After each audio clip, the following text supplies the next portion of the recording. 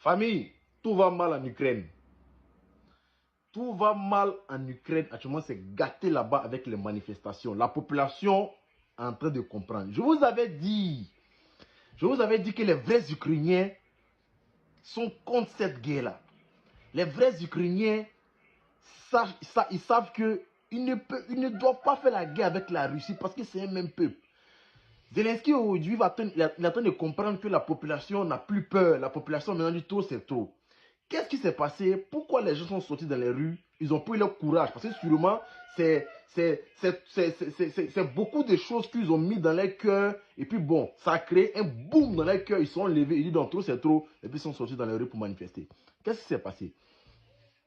Vous savez, en Ukraine, il y a une organisation, voilà, on appelle ça NABU, qui veut dire, c'est une organisation qui contrôle en tout cas toutes les entrées et les sorties du pays. La gestion de l'argent du pays là, c'est cet organe-là qui contrôle ça.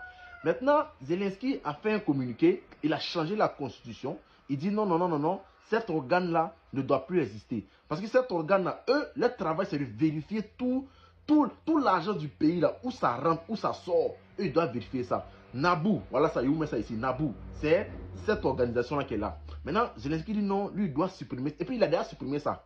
Il a supprimé ça parce que si ça existe, et cette organisation risque de voir clair dans son jeu.